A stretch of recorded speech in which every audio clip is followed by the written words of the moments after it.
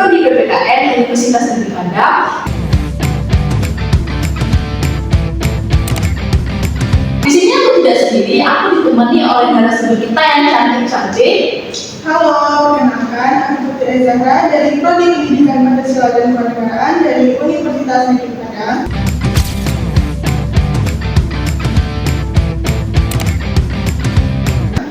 Halo, aku Mela Sari dari Prodi Pendidikan Pancasila dan Kewarganegaraan Universitas Negeri Padang.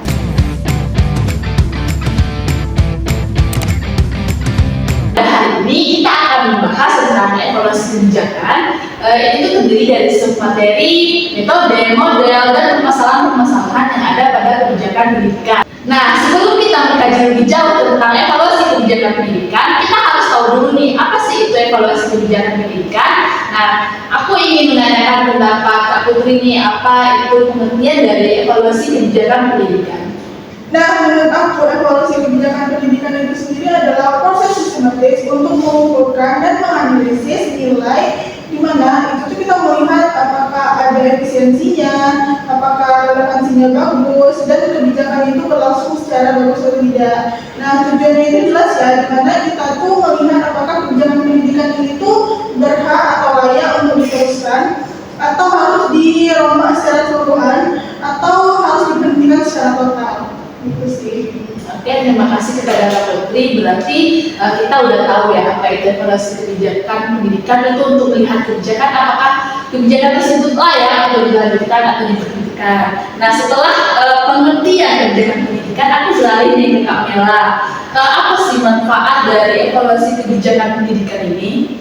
Nah, menurut aku ya Kak Lina, manfaat dari evaluasi kebijakan pendidikan ini adalah kegiatan yang akan membantu kita mengidentifikasi keberhasilan dan kegagalan dari suatu kebijakan tersebut. Jadi, evaluasi ini dapat digunakan untuk mendorong perbaikan-perbaikan untuk kebijakan pendidikan selanjutnya.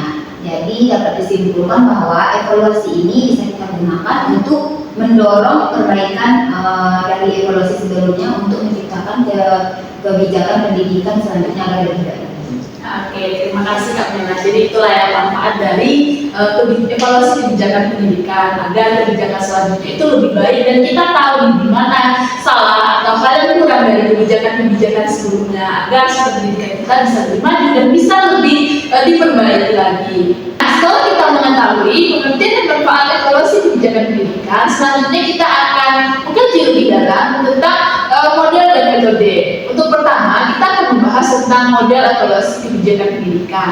Aku ingin meminta penjelasan agar kita mengerti apa sih itu model-model dalam evaluasi kebijakan pendidikan kepada Kak Mela. Nah, terima kasih Kak Lina. Dan menurut saya, model-model evaluasi kebijakan pendidikan ini ada beberapa, yaitu satu, model evaluasi yang berbasis kepada tujuan. Pada model evaluasi ini lebih berfokus pada tujuan pendidikan yang ingin dicapai, yaitu apakah sudah sesuai tujuan pembelajaran yang ingin dicapai dengan tujuan yang telah ditetapkan. Indikator tujuan tersebut dapat ditunjukkan melalui prestasi belajar siswa, kinerja guru, dan pelayanan terima yang ada di sekolah. Yang kedua adalah model evaluasi yang tidak berbasis kepada tujuan. Pada model ini berfokus pada pihak-pihak eksternal, pihak konsumen, stakeholder, dewan pendidikan dan masyarakat. Fokus pada evaluasi ini yaitu berfokus pada dampak dari program yang telah diimplementasikan tersebut. Dan yang ketiga adalah model evaluasi responsif, di mana model evaluasi ini berfokus pada reaksi pihak-pihak terhadap program yang telah diimplementasikan dan mengamati apa sih dampak dari program tersebut.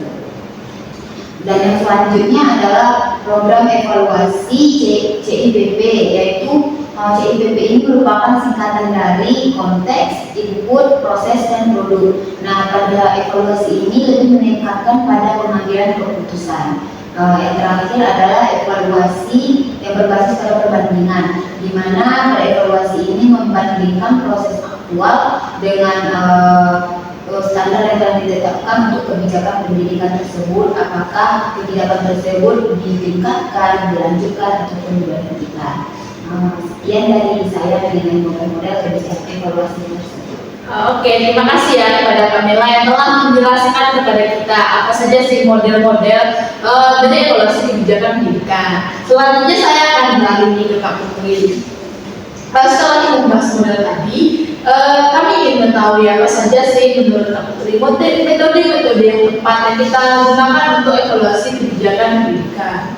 Nah, kalau kita bercerita tentang metode nih ya, metode itu kan metode sendiri itu kan cara ya, bagaimana sih kita mengevaluasi dari kebijakan pendidikan itu sendiri. Nah, yang saya ketahui itu ada beberapa cara atau beberapa metode dari untuk kita mengevaluasi kebijakan pendidikan itu sendiri. Nah, yang pertama ada metode deskriptif. Nah, metode ini tuh dilakukan dengan menggambarkan dan menilai kebijakan itu secara objektif dari data yang telah kita dapat di lapangan. Nah, evaluator itu nantinya mempertanyakan bagaimana apakah kebijakan ini itu benar-benar terjadi di lapangan atau siapa saja yang terlibat. Nah, apakah dari kebijakan itu tuh tujuannya sudah sesuai dengan apa yang ditargetkan di awal atau malah sebaliknya gitu. Nah, dari metode deskriptif itu kita dapat melakukannya dengan dua metode yang lebih yang mencakup dua metode ini, yaitu ada kualitatif dan kuantitatif.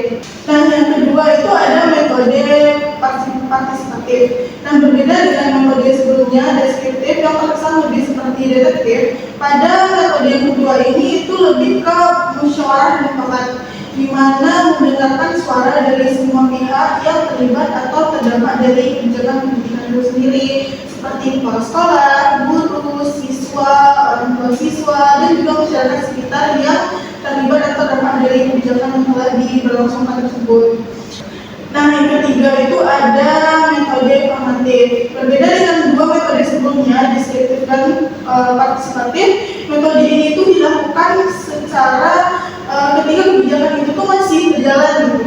Berbeda dengan sebelumnya kan evaluasi itu dilakukan setelah kegiatan dari kebijakan itu kan.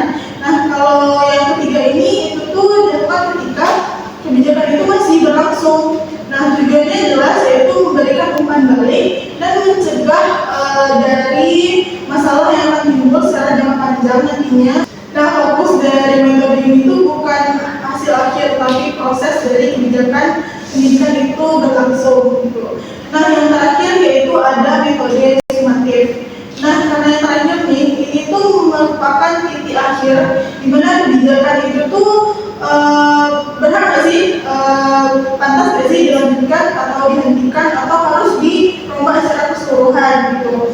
Nah, pada metode ini tuh semuanya itu akan dimulai dari awal, penilaiannya akan dilihat dari awal dari metode-metode sebelumnya.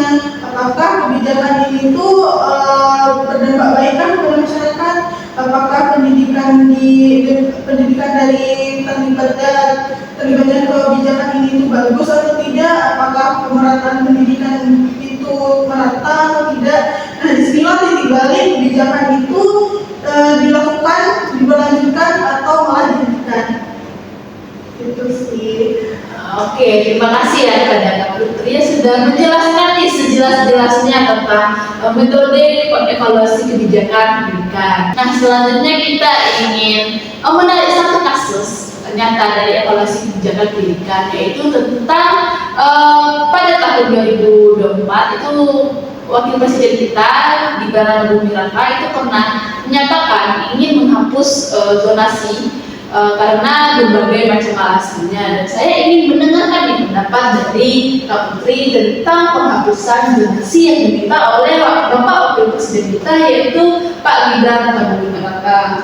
Dari kasus yang kita dengar Kak Nina, yaitu di mana Wakil Presiden kita ingin mencabut sistem kebijakan zonasi, karena yang saya tahu ya, Bapak Wakil Presiden kita itu mendengar banyak isu-isu dari masyarakatnya bahwa sistem zonasi ini tuh mempersulit berbagai pihak, termasuk orang tua, guru, atau pihak sekolah itu mempersulit ya. Jadi Bapak Wakil Presiden kita ini ingin mencabutnya karena sudah melalui metode yang saya jelaskan tadi seperti deskriptif, di mana melihat lapangan itu banyak sekali masalah yang ditimbulkan karena diterapkannya kebijakan ini.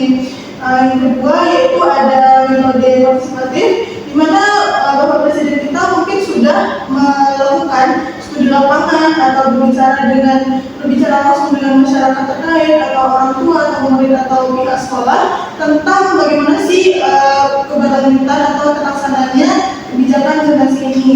Nah mungkin banyak sekali masalah yang timbul dari kebijakan ini, seperti yang pertama yaitu orang tua siswa itu mungkin anaknya itu ingin sekolah ke sekolah favorit, tapi terkendala dengan kebijakan yang telah ditetapkan ini, di mana mereka harus sekolah di daerah tempat tinggal mereka.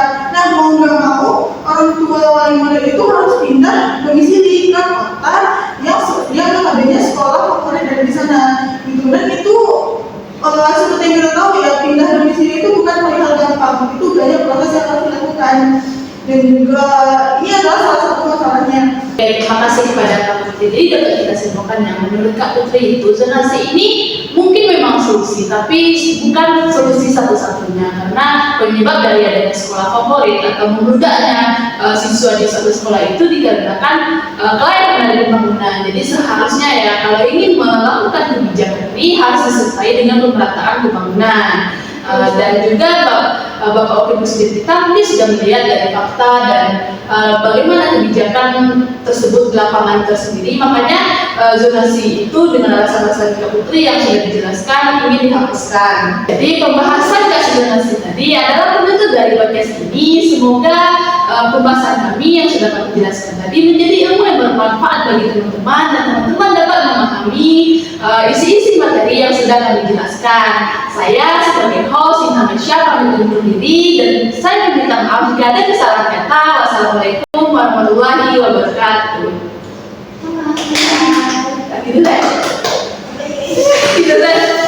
Apakah hasilnya